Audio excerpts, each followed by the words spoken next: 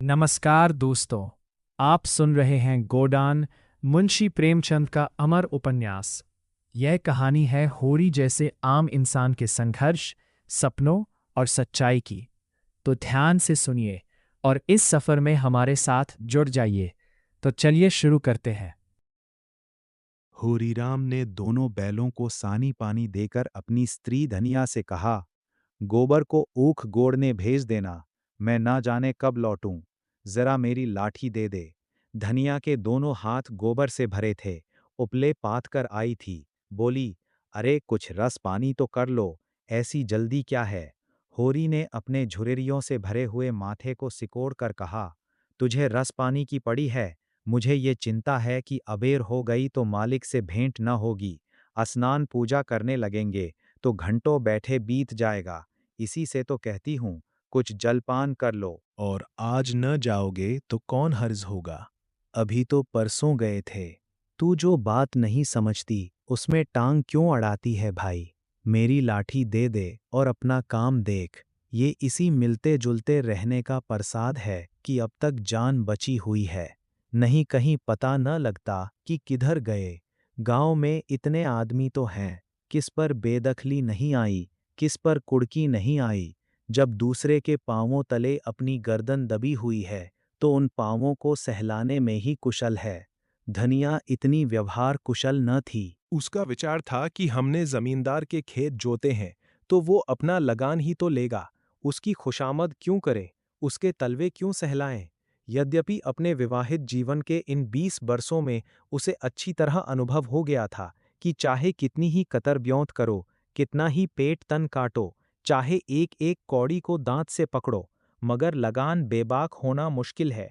फिर भी वो हार न मानती थी और इस विषय पर स्त्री पुरुष में आए दिन संग्राम छिड़ा रहता था। उसकी 6 संतानों में अब केवल 3 जिंदा हैं। एक लड़का गोबर कोई 16 साल का और 2 लड़कियां सोना और रूपा 12 और 8 साल की।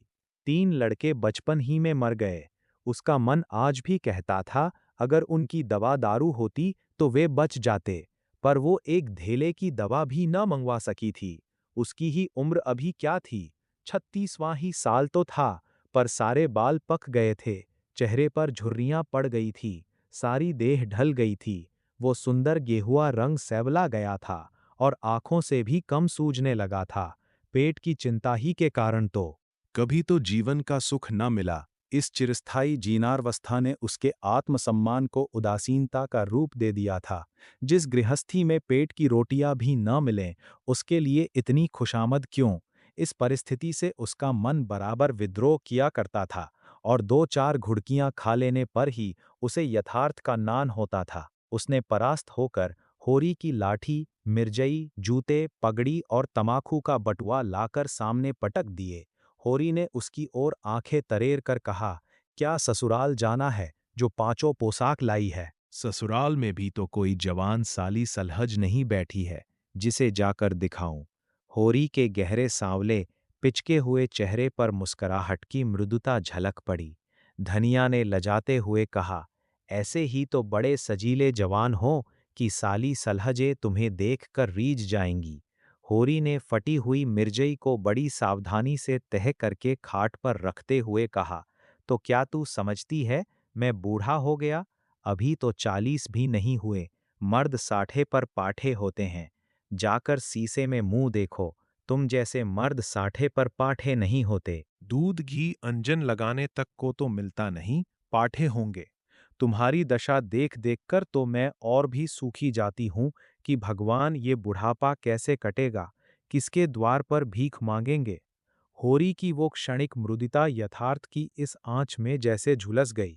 लकड़ी संभालता हुआ बोला, 60 तक पहुँचने की नौबत न आने पाएगी धनिया, इसके पहले ही चल देंगे।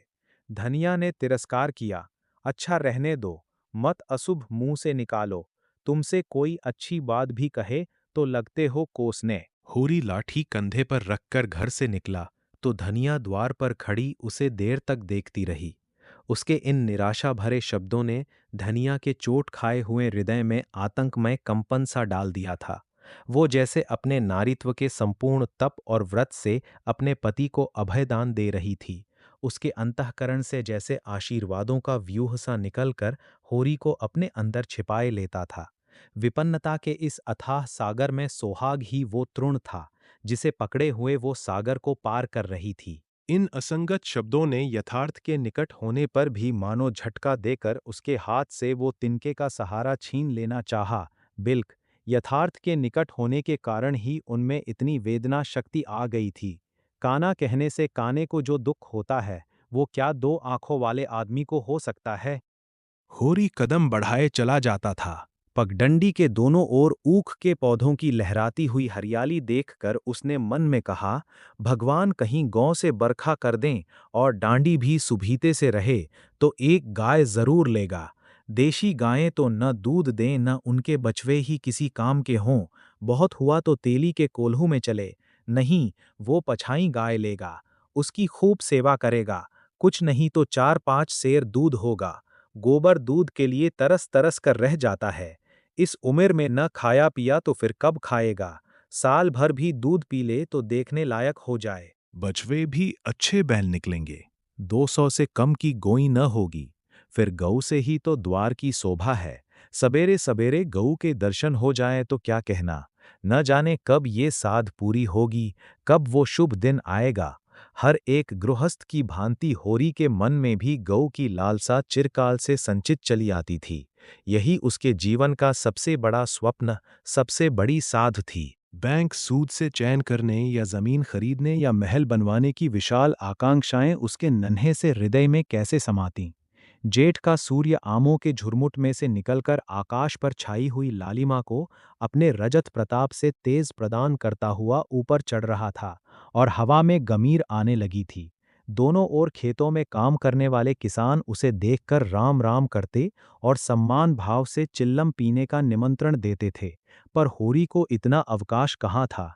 उसके अंदर बैठी हुई सम्मान लालसा ऐसा आदर पाकर उसके सूखे मुख पर गर्व की झलक पैदा कर रही थी। मालिकों से मिलते जुलते रहने ही का तो ये प्रसाद है कि सब उसका आदर करते हैं। नहीं उसे कौन पूछता, 5 बीघे के किसान की बिसात ही क्या। ये कम आदर नहीं है कि 3-3 4-4 हल वाले महतो भी उसके सामने सिर झुकाते हैं। अध्याय 2। अब वो खेतों के बीच की पगडंडी छोड़कर एक खलेटी में आ गया था, जहां बरसात में पानी भर जाने के कारण तरी रहती थी और जेठ में कुछ हरियाली नजर आती थी। आसपास के गांवों की गौएं यहाँ चरने आया करती थीं। उस समय में भी यहाँ की हवा में कुछ ताजगी और ठंडक थी। होरी ने 2-3 सांसें जोर से ली। उसके जी में आया कुछ देर यही बैठ जाए। दिन भर तो लू लपट में मरना है ही। कई किसान इस गड्ढे का पट्टा लिखाने को तैयार थे, अच्छी रकम देते थे, पर ईश्वर भला करे राय साहब का कि उन्होंने साफ कह दिया, ये जमीन जानवरों की चराई के लिए छोड़ दी गई है और किसी दाम पर भी न उठाई जाएगी। कोई स्वार्थी जमींदार होता तो कहता गायें जाएं भाड़ में, हमें रुपए मिलते हैं, क्यों छोड़ें। पर राय साहब अभी तक पुरानी मर्यादा निभाते आते हैं। जो मालिक प्रजा को न पाले वो भी कोई आदमी है। सहसा उसने देखा, भोला अपनी गायें लिए इसी तरफ चला आ रहा है। भोला इसी गांव से मिले हुए पूर्वे का ग्वाला था और दूध मक्खन का व्यवसाय करता था। अच्छा दाम मिल जाने पर कभी कभी किसानों के हाथ गायें बेच भी देता था। होरी का मन उन गायों को देखकर ललचा गया। अगर भोला वो आगे वाली गाय उसे दे तो क्या कहना, रुपए आगे पीछे देता रहेगा। वो जानता था घर में रुपए नहीं है, अभी तक लगान नहीं चुकाया जा सका। विशेषर साह का देना भी बाकी है, जिस पर आने रुपए का सूद चढ़ रहा है। लेकिन दरिद्रता में जो एक प्रकार की अदूरदर्शिता होती है, वो निर्लज्जता जो तकाजे, गाली और मार से भी भयभीत नहीं होती, उसने उसे प्रोत्साहित किया।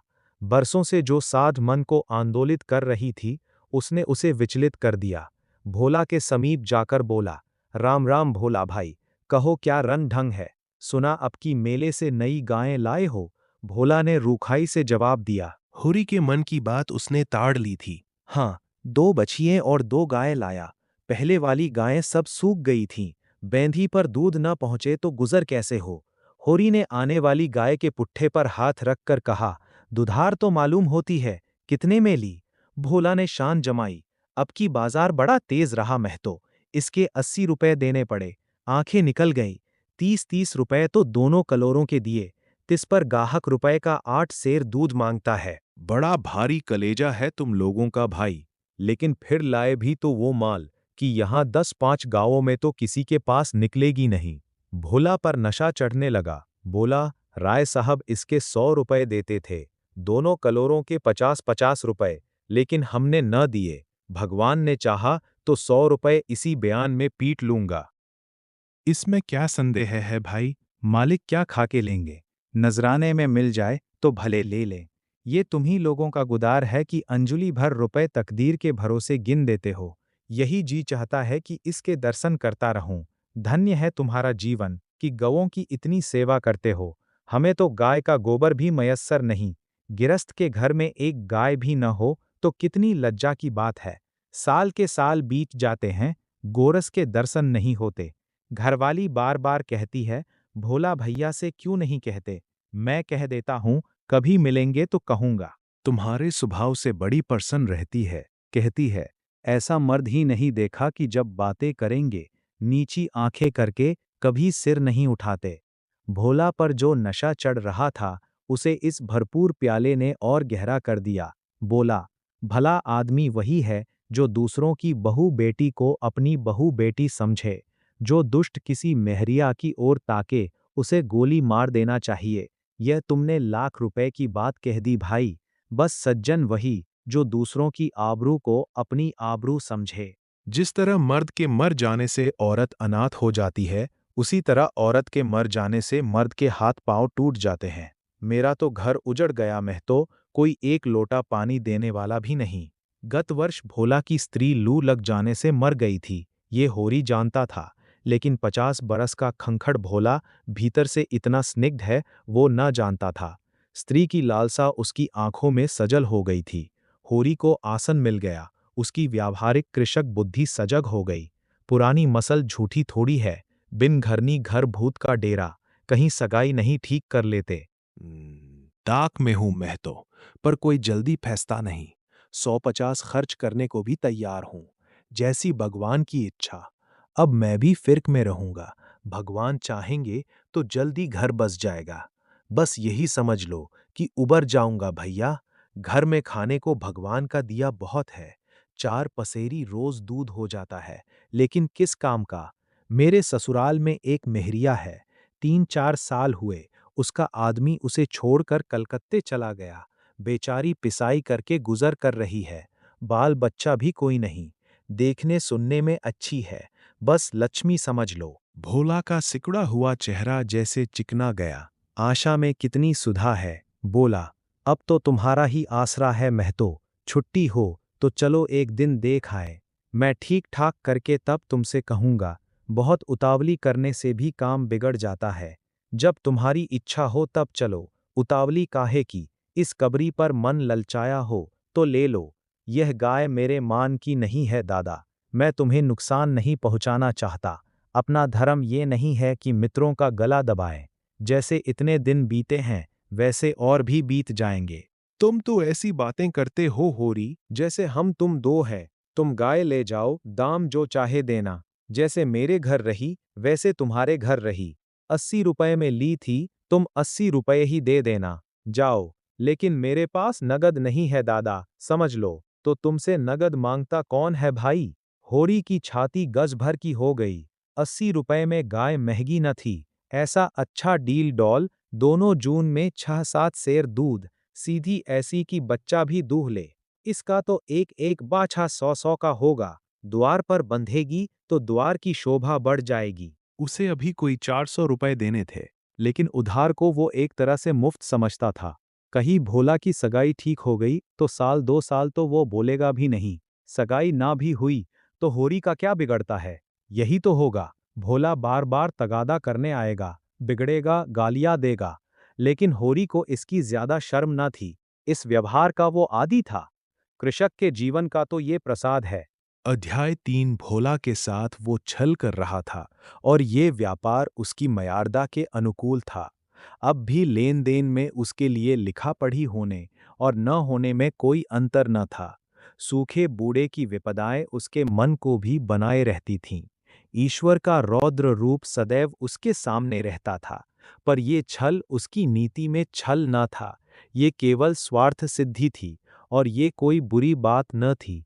इस तरह का छल तो वो दिन रात करता रहता था। घर में 2-4 रुपए पड़े रहने पर भी महाजन के सामने कस्में खा जाता था कि 1 पाई भी नहीं है। सन को कुछ गीला कर देना और रुई में कुछ बिनौले भर देना उसकी नीति में जायज था, और यहाँ तो केवल स्वार्थ न था, थोड़ा सा मनोरंजन भी था। बुड्ढों का बुढ़भस हास्यास्पद वस्तु है, और ऐसे बुड्ढों से अगर कुछ ऐंठ भी लिया जाए तो कोई दोष पाप नहीं। भोला ने गाय की पघिया होरी के हाथ में देते हुए कहा, ले जाओ महतो, तुम भी याद करोगे। ब्याते ही 6 सेर दूध ले लेना। चलो, मैं तुम्हारे घर तक पहुंचा दूं। साइत तुम्हें अनजान समझकर रास्तों में कुछ दिख करे। अब तुमसे सच कहता हूँ मालिक, 90 रुपए देते थे, पर उनके यहाँ गौओं की क्या कद्र। मुझसे लेकर किसी हाकिम हुक्काम को दे देते। हाकिमों को गौ की सेवा से मतलब, वो तो खून चूसना भर जानते हैं। जब तक दूध देती रखते, फिर किसी के हाथ बेच देते। किसके पल्ले पड़ती कौन जाने। रुपया ही सब कुछ नहीं है भैया, कुछ अपना धर्म भी तो है। तुम्हारे घर आराम से रहेगी तो ये न होगा कि तुम आप खाकर सो रहो और गौ भूखी खड़ी रहे। उसकी सेवा करोगे, चुमकारोगे, गौ हमें आशीर्वाद देगी। तुमसे क्या कहूं भैया, घर में चंगुल भर भी भूसा नहीं रहा। रुपए सब बाजार में निकल गए। सोचा था महाजन से कुछ लेकर भूसा ले लेंगे, लेकिन महाजन का पहला ही नहीं चुका। उसने इनकार कर दिया। इतने जानवरों को क्या खिलावें, यही चिंता मारे डालती है। चुटकी चुटकी भर खिलाऊं तो मन भर रोज का खर्च है। भगवान ही पार लगाए तो लगे। होरी ने सहानुभूति के स्वर में कहा, तुमने हमसे पहले क्यों नहीं कहा? हमने एक गाड़ी भूसा बेच दिया। भोला ने माथा ठोक कर कहा, इसीलिए नहीं कहा भैया कि सबसे अपना दुख क्यों रोऊं। बांटता कोई नहीं, हैसते सब है। जो गायें सूख गई है, उनका गम नहीं, पत्ती सत्ती खिलाकर जिला लूंगा। लेकिन अब ये तो रातिब बिना नहीं रह सकती। हो सके तो 10-20 रुपए भूसे के लिए दे दो। किसान पक्का स्वार्थी होता है, इसमें संदेह नहीं। उसकी गांठ से रिश्वत के पैसे बड़ी मुश्किल से निकलते हैं। भाव ताव में भी वो चौकस होता है। ब्याज की 1-1 पाई छुड़ाने के लिए वो महाजन की घंटों चिरौरी करता है। जब तक पक्का विश्वास न हो जाए, वो किसी के फुसलाने में नहीं आता। लेकिन उसका संपूर्ण जीवन प्रकृति से स्थायी सहयोग है। वृक्षों में फल लगते हैं, उन्हें जनता खाती है। खेती में अनाज होता है, वो संसार के काम आता है। गाय के थन में दूध होता है, वो खुद पीने नहीं जाती, दूसरे ही पीते हैं। मेघों से वर्षा होती है, उससे पृथ्वी तृप्त होती है। ऐसी संगति में कुत्सित स्वार्थ के लिए कहाँ स्थान। होरी किसान था, और किसी के जलते हुए घर में हाथ सेंकना उसने सीखा ही ना था। भोला की संकट कथा सुनते ही उसकी मनोवृत्ति बदल गई। पघिया को भोला के हाथ में लौटाता हुआ बोला, रुपए तो दादा मेरे पास नहीं है। हाँ, थोड़ा सा भूसा बचा है, वो तुम्हें दूंगा। चलकर उठवा लो। भूसे के लिए तुम गाय बेचोगे और मैं लूंगा, मेरे हाथ न कट जाएंगे। भोला ने आर्द्र कंठ से कहा, तुम्हारे बैल भूखों न मरेंगे। तुम्हारे पास भी ऐसा कौन सा बहुत सा भूसा रखा है? नहीं दादा, अब की भूसा अच्छा हो गया था। मैंने तुमसे नाहक भूसे की चर्चा की। तुम न कहते और पीछे से मुझे मालूम होता तो मुझे बड़ा रंज होता कि तुमने मुझे इतना गैर समझ लिया। अवसर पड़ने पर भाई की मदद भाई भी न करे तो काम कैसे चले? मुदा ये गाय तो लेते जाओ। अभी नहीं दादा, फिर ले लूंगा। तो भूसे के दाम दूध में कटवा लेना। होरी ने दुखित स्वर में कहा, दाम कौड़ी की इसमें कौन बात है दादा। मैं 1-2 जून तुम्हारे घर खा लूं तो तुम मुझसे दाम मांगोगे, लेकिन तुम्हारे बैल भूखों मरेंगे कि नहीं? भगवान कोई न कोई सबील निकालेंगे ही। आषाढ़ सिर पर है, कड़बी बो लूंगा, मगर ये गाय तुम्हारी हो गई। जिस दिन इच्छा हो आकर ले जाना। किसी भाई का नीलाम पर चढ़ा हुआ बैल लेने में जो पाप है, वो इस समय तुम्हारी गाय लेने में है। होरी में बाल की खाल निकालने की शक्ति होती तो वो खुशी से गाय लेकर घर की राह लेता। भोला जब नकद रुपए नहीं मांगता तो स्पष्ट था कि वो भूसे के लिए गाय नहीं बेच रहा है, बल्कि इसका कुछ और आशय है। लेकिन जैसे पत्तों के खड़कने पर घोड़ा अकारण ही ठिठक जाता है और मारने पर भी आगे कदम नहीं उठाता, वही दशा होरी की थी। संकट की चीज लेना पाप है, यह बात जन्म जन्मांतरों से उसकी आत्मा का अंश बन गई थी। भोला ने गदगद कंठ से कहा, तो किसी को भेज दूं भूसे के लिए? होरी ने जवाब दिया, अभी मैं राय साहब की डयोढ़ी पर जा रहा हूं, वहां से घड़ी भर में लौटूंगा, तभी किसी को भेजना। भोला की आंखों में आंसू भर आए। बोला, तुमने आज मुझे उबार लिया होरी भाई। मुझे अब मालूम हुआ कि मैं संसार में अकेला नहीं हूं, मेरा भी कोई हितु है। एक क्षण के बाद उसने फिर कहा, उस बात को भूल न जाना। होरी आगे बढ़ा तो उसका चित्त प्रसन्न था। मन में एक विचित्र स्फूर्ति हो रही थी। क्या हुआ, 10-5 मन भूसा चला जाएगा, बेचारे को संकट में पड़कर अपनी गाय तो ना बेचनी पड़ेगी। जब मेरे पास चारा हो जाएगा तब गाय खोल लाऊंगा। भगवान करे मुझे कोई महरिया मिल जाए, फिर तो कोई बात ही नहीं। उसने पीछे फिरकर देखा। कबरी गाय पूंछ से मक्खियां उड़ाती, सिर हिलाती, मस्तानी मंद गति से झूमती चली जाती थी, जैसे बांदियों के बीच में कोई रानी हो। कैसा शुभ होगा वह दिन जब यह कामधेनु उसके द्वार पर बंधेगी। अध्याय 4 सेमरी और बेलारी दोनों अवध प्रांत के गांव हैं। जिले का नाम बताने की कोई जरूरत नहीं। होरी बेलारी में रहता है, राय साहब अमरपाल सिंह सेमरी में। दोनों गांवों में केवल 5 मील का अंतर है। पिछले सत्याग्रह संग्राम में राय साहब ने बड़ा यश कमाया था। कौंसिल की मेंबरी छोड़कर जेल चले गए थे। तब से उनके इलाके के असामियों को उनसे बड़ी श्रद्धा हो गई थी। ये नहीं कि उनके इलाके में असामियों के साथ कोई खास रियायत की जाती हो या डांड और बेगार की कड़ाई कुछ कम हो, मगर ये सारी बदनामी मुख्तारों के सिर जाती थी। राय साहब की कीर्ति पर कोई कलंक न लग सकता था। वो बेचारे भी तो उसी व्यवस्था के गुलाम थे। ज़ाब्ते का काम तो जैसे होता चला आया है वैसा ही होगा। राय साहब की सज्जनता उस पर कोई असर न डाल सकती थी। इसलिए आमदनी और अधिकार में जौ भर की भी कमी न होने पर भी उनका यश मानो बढ़ गया था। असामियों से वो हैस कर बोल लेते थे, यही क्या कम है? सिंह का काम तो शिकार करना है। अगर वो गरजने और गुरारने के बदले मीठी बोली बोल सकता तो उसे घर बैठे मनमाना शिकार मिल जाता। शिकार की खोज में जंगल में न भटकना पड़ता। राय साहब राष्ट्रवादी होने पर भी हुक्काम से मेलजोल बनाए रखते थे। उनकी नज़रें और डालियां और कर्मचारियों की दस्तूरियां जैसी की तैसी चली आती थी। साहित्य और संगीत के प्रेमी थे, ड्रामा के शौकीन, अच्छे वक्ता थे, अच्छे लेखक, अच्छे निशानेबाज। उनकी पत्नी को मरे आज 10 साल हो चुके थे, मगर दूसरी शादी न की थी। हंस बोलकर अपने विधुर जीवन को बहलाते रहते थे। होरी ड्योढ़ी पर पहुंचा तो देखा जेठ के दशहरे के अवसर पर होने वाले धनुष यज्ञ की बड़ी जोरों से तैयारियां हो रही हैं। कहीं रंगमंच बन रहा था, कहीं मंडप, कहीं मेहमानों का आतिथ्य गृह, कहीं दुकानदारों के लिए दुकानें। धूप तेज हो गई थी, पर राय साहब खुद काम में लगे हुए थे। अपने पिता से संपत्ति के साथ साथ उन्होंने राम की भक्ति भी पाई थी और धनुष यज्ञ को नाटक का रूप देकर उसे शिष्ट मनोरंजन का साधन बना दिया था। इस अवसर पर उनके यार दोस्त, हाकिम हुक्काम सभी निमंत्रित होते थे और 2-3 दिन इलाके में बड़ी चहल पहल रहती थी। राय साहब का परिवार बहुत विशाल था। कोई 150 सरदार एक साथ भोजन करते थे।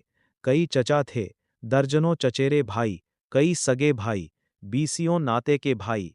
एक चचा साहब राधा के अनन्य उपासक थे और बराबर वृंदावन में रहते थे।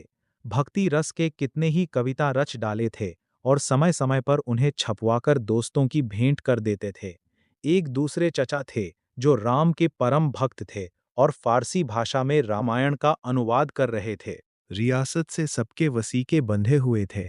किसी को कोई काम करने की जरूरत न थी। होरी मंडप में खड़ा सोच रहा था कि अपने आने की सूचना कैसे दे कि सहसा राय साहब उधर ही आ निकले और उसे देखते ही बोले, अरे तू आ गया होरी, मैं तो तुझे बुलवाने वाला था। देख अब की तुझे राजा जनक का माली बनना पड़ेगा, समझ गया ना। जिस वक्त जानकी जी मंदिर में पूजा करने जाती हैं, उसी वक्त तू एक गुलदस्ता लिए खड़ा रहेगा और जानकी जी की भेंट करेगा। गलती न करना। और देख, असामियों से ताकीद करके कह देना कि सबके सब शगुन करने आए। मेरे साथ कोठी में आ, तुझसे कुछ बातें करनी हैं। वो आगे आगे कोठी की ओर चले, होरी पीछे पीछे चला। वहीं एक घने वृक्ष की छाया में एक कुर्सी पर बैठ गए और होरी को जमीन पर बैठने का इशारा करके बोले, समझ गया मैंने क्या कहा। कारकुन को तो जो कुछ करना है वो करेगा ही, लेकिन असामी जितने मन से असामी की बात सुनता है, कारकुन की नहीं सुनता। हमें इन्हीं 5-7 दिनों में 20,000 का प्रबंध करना है। कैसे होगा समझ में नहीं आता। तुम सोचते होगे, मुझ टके के आदमी से मालिक क्यों अपना दुखड़ा ले बैठे। किससे अपने मन की कहूं, न जाने क्यों तुम्हारे ऊपर विश्वास होता है। इतना जानता हूं कि तुम मन में मुझ पर हंसोगे नहीं, और हंसो भी तो तुम्हारी हंसी मैं बर्दाश्त कर सकूंगा। नहीं सह सकता उनकी हंसी जो अपने बराबर के हैं, क्योंकि उनकी हंसी में ईर्ष्या, व्यंग और जलन है, और वे क्यों न हंसेंगे। मैं भी तो उनकी दुर्दशा और विपत्ति और पतन पर हंसता हूं, दिल खोलकर, तालियां बजाकर। संपत्ति और सहृदयता में वैर है। हम भी दान देते हैं, धर्म करते हैं, लेकिन जानते हो क्यों? केवल अपने बराबर वालों को नीचा दिखाने के लिए। हमारा दान और धर्म कोरा अहंकार है, विशुद्ध अहंकार। हम में से किसी पर डिग्री हो जाए, कुर्की आ जाए, बकाया मालगुजारी की इल्लत में हवालात हो जाए, किसी का जवान बेटा मर जाए, किसी की विधवा बहू निकल जाए, किसी के घर में आग लग जाए, कोई किसी वेश्या के हाथों उल्लू बन जाए या अपने असामियों के हाथों पिट जाए, तो उसके और सभी भाई उस पर हंसेंगे, बगले बजाएंगे, मानो सारे संसार की संपदा मिल गई है। और मिलेंगे तो इतने प्रेम से, जैसे हमारे पसीने की जगह खून बहाने को तैयार है। अरे, और तो और, हमारे चचेरे फुफेरे ममेरे मौसेरे भाई जो इसी रियासत की बदौलत मौज उड़ा रहे हैं, कविता कर रहे हैं और जुए खेल रहे हैं, शराबें पी रहे हैं और अय्याशी कर रहे हैं, वो भी मुझसे जलते हैं। और आज मर जाऊं तो घी के चिराग जलाएं। मेरे दुख को दुख समझने वाला कोई नहीं। उनकी नज़रों में मुझे दुखी होने का कोई अधिकार ही नहीं है। मैं अगर रोता हूं तो दुख की हंसी उड़ाता हूं। मैं अगर बीमार होता हूं तो मुझे सुख होता है। मैं अगर अपना ब्याह करके घर में कलह नहीं बढ़ाता तो ये मेरी नीच स्वार्थ पड़ता है। अगर ब्याह कर लूं तो वो विलासांतता होगी। अगर शराब नहीं पीता तो मेरी कंजूसी है। शराब पीने लगूं तो वो प्रजा का रक्त होगा। अगर अय्याशी नहीं करता तो अरसिक हूं। अय्याशी करने लगूं तो फिर कहना ही क्या। इन लोगों ने मुझे भोग विलास में फंसाने के लिए कम चालें नहीं चली और अब तक चलते जाते हैं। उनकी यही इच्छा है कि मैं अंधा हो जाऊं और ये लोग मुझे लूट लें, और मेरा धर्म ये है कि सब कुछ देखकर भी कुछ न देखूं, सब कुछ जानकर भी गधा बना रहूं। राय साहब ने गाड़ी को आगे बढ़ाने के लिए 2 बीड़े पान खाए और होरी के मुंह की ओर ताकने लगे, जैसे उसके मनोभावों को पढ़ना चाहते हों। होरी ने साहस बटोरकर कहा, हम समझते थे कि ऐसी बातें हम ही लोगों में होती हैं, पर जान पड़ता है बड़े आदमियों में उनकी कमी नहीं है। अध्याय 5। राय साहब ने मुंह पान से भरकर कहा, तुम हमें बड़ा आदमी समझते हो। हमारे नाम बड़े हैं पर दर्शन थोड़े। गरीबों में अगर ईर्ष्या या वैर है तो स्वार्थ के लिए या पेट के लिए। ऐसी ईर्ष्या और वैर को मैं क्षम्य समझता हूँ। हमारे मुंह की रोटी कोई छीन ले तो उसके गले में उंगली डालकर निकालना हमारा धर्म हो जाता है। अगर हम छोड़ दें तो देवता हैं। बड़े आदमियों की ईर्ष्या और वैर केवल आनंद के लिए है। हम इतने बड़े आदमी हो गए हैं कि हमें नीचता और कुटिलता में ही निस्वार्थ और परम आनंद मिलता है। हम देवतापन के उस दर्जे पर पहुंच गए हैं जब हमें दूसरों के रोने पर हंसी आती है। इसे तुम छोटी साधना मत समझो। जब इतना बड़ा कुटुंब है तो कोई न कोई तो हमेशा बीमार रहेगा ही, और बड़े आदमियों के रोग भी बड़े होते हैं। वो बड़ा आदमी ही क्या, जिसे कोई छोटा रोग हो, मामूली ज्वर भी आ जाए तो हमें सरसाम की दवा दी जाती है। मामूली फुंसी भी निकल आए तो वो जहरबाद बन जाती है। अब छोटे सर्जन और मझोले सर्जन और बड़े सर्जन तार से बुलाए जा रहे हैं। मसीहुल मुल्क को लाने के लिए दिल्ली आदमी भेजा जा रहा है। भिषगाचार्य को लाने के लिए कलकत्ता। उधर देवालय में दुर्गा पाठ हो रहा है और ज्योतिषाचार्य कुंडली का विचार कर रहे हैं और तंत्र के आचार्य अपने अनुष्ठान में लगे हुए हैं। राजा साहब को यमराज के मुंह से निकालने के लिए दौड़ लगी हुई है। वैद्य और डॉक्टर इस ताक में रहते हैं कि कब सिर में दर्द हो और कब उनके घर में सोने की वर्षा हो। और ये रुपए तुमसे और तुम्हारे भाइयों से वसूल किए जाते हैं भाले की नोक पर। मुझे तो यही आश्चर्य होता है कि क्यों तुम्हारी आहों का दावानल हमें भस्म नहीं कर डालता। मगर नहीं, आश्चर्य करने की कोई बात नहीं। भस्म होने में तो बहुत देर नहीं लगती, वेदना भी थोड़ी ही देर की होती है। हम जौ-जौ और अंगुल-अंगुल और पोर-पोर भस्म हो रहे हैं। उस हाहाकार से बचने के लिए हम पुलिस की, हुक्काम की, अदालत की, वकीलों की शरण लेते हैं और रूपवती स्त्री की भांति सभी के हाथों का खिलौना बनते हैं।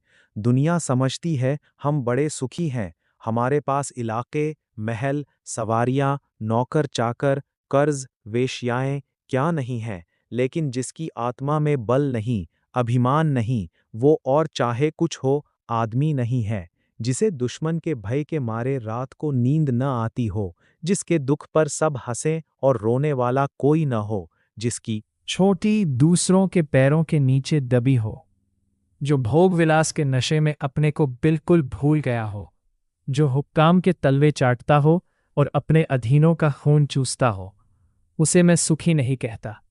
वह तो संसार का सबसे अभागा प्राणी है। साहब शिकार खेलने आए या दौरे पर, मेरा कर्तव्य है कि उनकी दुम के पीछे लगा रहूं। उनकी भौहों पर शिकन पड़ी और हमारे प्राण सूखे। उन्हें प्रसन्न करने के लिए हम क्या नहीं करते। मगर वह पचड़ा सुनाने लगूं तो शायद तुम्हें विश्वास न आए।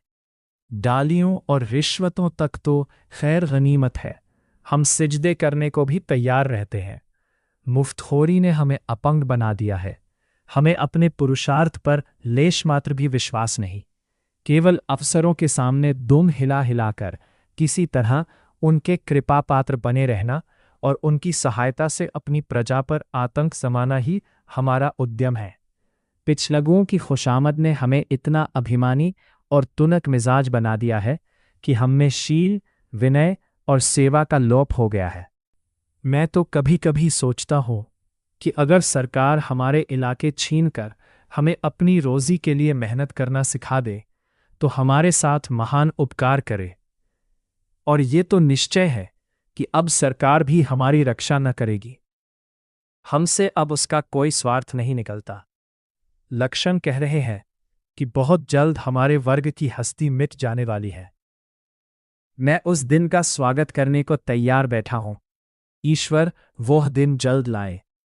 वो हमारे उद्धार का दिन होगा।